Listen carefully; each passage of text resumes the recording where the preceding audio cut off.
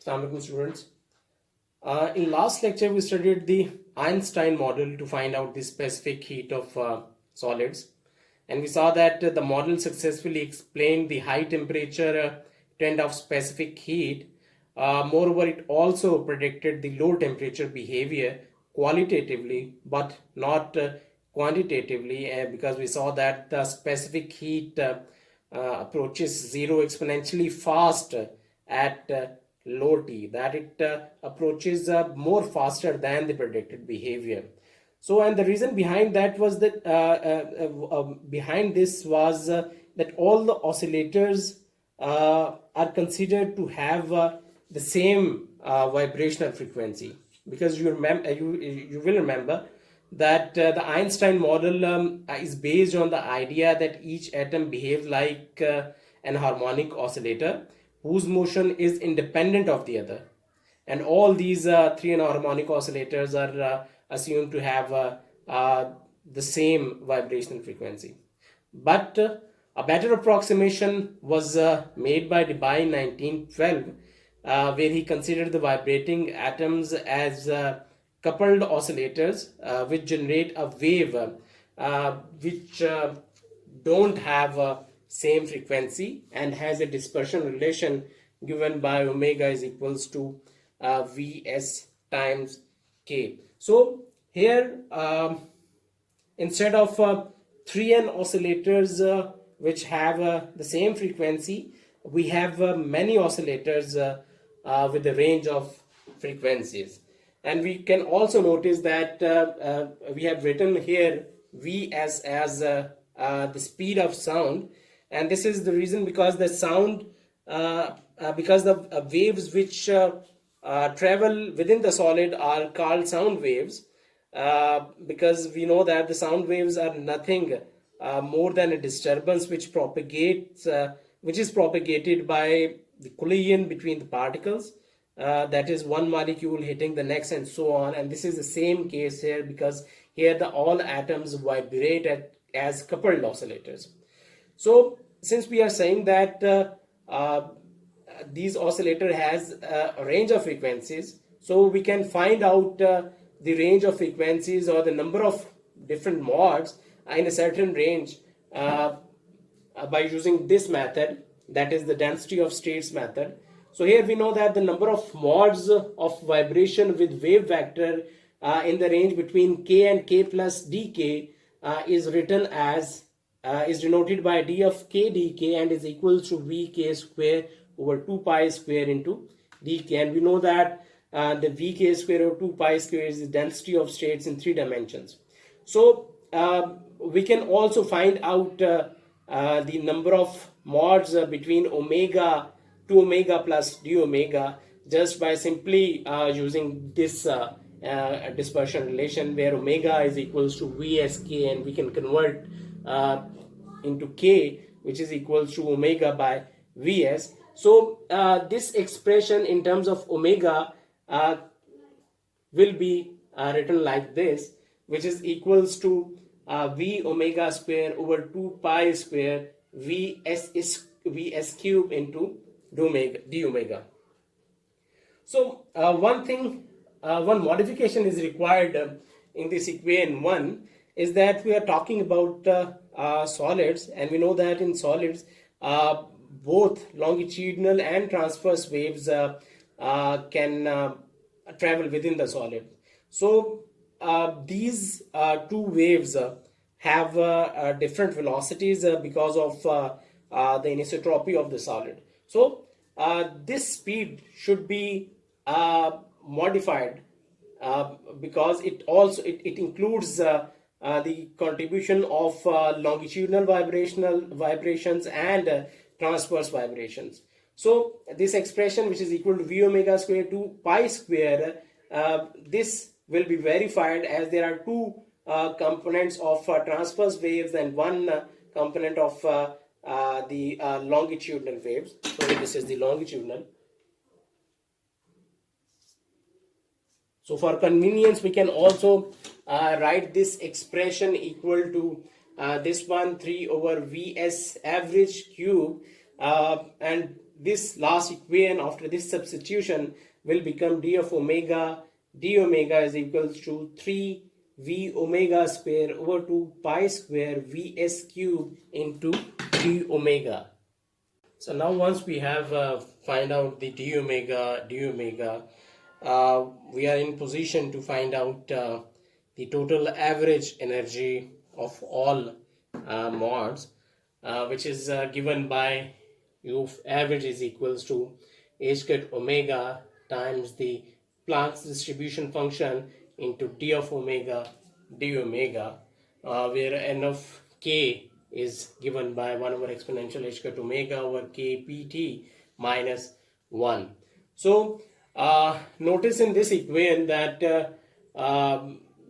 since there are range of frequencies starting from the minimum frequency to some maximum frequencies, so there will be some maximum frequency for these vibrational modes, and to find out this can't be infinity, because the finite number of the density of states imposes a cutoff in the frequency spectrum, and that is given by the total number of oscillators, because we know that there are 3n vibrational modes, and 3n vibrational modes can be found out by integrating this expression from 0 to some maximum frequency, which is known as the Debye frequency. Since this number is a finite, so this number should also be a finite number. It means that this limit should be a finite number. So putting the value of d omega, we have 3n is equals to 3v 2 pi square vs cube is into omega square d omega. The integration of this term will be equal to omega d cube divided by 3. So the Debye frequency omega d cube is equals to 6n pi squared over v into vs cube, where vs includes the speed of the longitudinal wave as well as the transverse wave. So once you have these speeds and the total number of particles, you can find out the vibrational frequency, as you can find out the Debye frequency, and a rough estimate of Debye frequency for any solid depending upon the velocities of transverse and longitudinal modes is around 10 raised to the power 12 hertz. So the average energy will be equal to h cut omega over exponential h cut kBt minus 1 into the value of d omega, which is equals to 3v omega square 3v omega square divided by 2 pi square into vs cube into d of omega. So solving this expression, we can reach this expression. So now in order to solve this integration, we can make a substitution that we can put this term equal to x, and we can convert this expression into omega and then find its derivative d omega. After substituting omega is equals to kBt divided by h cut into x into previous equation, will lead into this expression of the average internal energy, whereas this expression will be changed into in terms of x, and omega d will convert to xd. So there will be two cases now, that is the low temperature limit and the high temperature limit. So let's first discuss the low temperature limit. We can see that this xd is equals to h cut omega d divided by kBt, and when the temperature is very, very small, this will be a very large number. At very low T, this can approach to infinity. So we know that under this limit from 0 to infinity, this integrand has a specific value which is equals to pi 4 by 15. So putting this value into this expression will yield this equation, u bar is equals to this equation. So Once we have the average internal energy, you can find out the specific heat just by taking the derivative of the average internal energy at constant volume, which will give you this expression. And you can also write this expression in terms of you can convert this expression into this expression very easily by just substituting the value of Vs cube in this equation.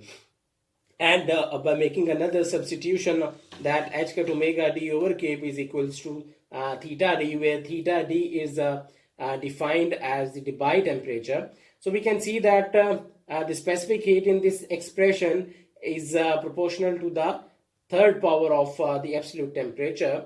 So this law is known as the Debye T cube law, and this T cube dependence is consistent with the experimental results at low T. Now let's discuss the high T limit.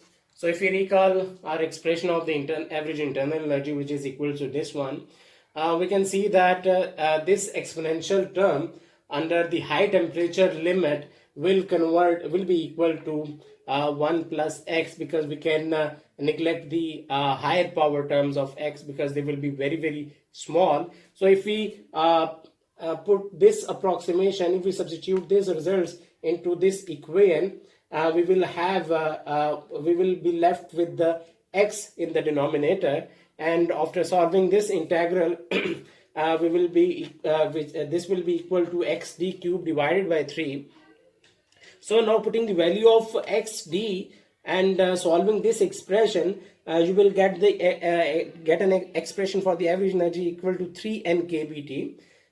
So once you have the average internal energy, you can find out the specific heat, which will be equal to 3n kB. So which is again the classical result which was obtained by the Dulong and Petit. So now we can again plot the a variation of specific heat as a function of temperature, and we can see that at high temperature the specific heat is constant, whereas at low temperature there is a temperature dependence, but not the exponential one. The Debye predicts a T cube dependence of the specific heat at low temperature. So you can see here that as we already discussed, that 3n kb will be equal to if we are talking about the molar specific heat, will be replaced by Na times kb, and it is equal to 3r. So it doesn't mean that r is only applicable in case of gases only. It is also applied or it is used for the case of solids as well, because if you see that that this R is equals to Na times Kb, it means that R will appear if you are talking about the moles of a substance. Okay? These moles can be the number of moles of an electrons, or it can be moles of a gas, it can be moles of any solid. So this R can be used for solids, liquids, and as well as for the gases. That is, whenever you want to talk in terms of the moles of a substance, you will use R.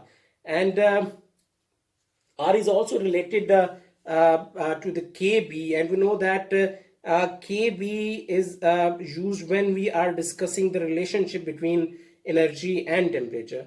So last lecture में भी आपने question किया था कि why we are using this molar gas constant. So molar gas constant you can use not only use for the gases, and you can also use for solids and in all statistical calculations.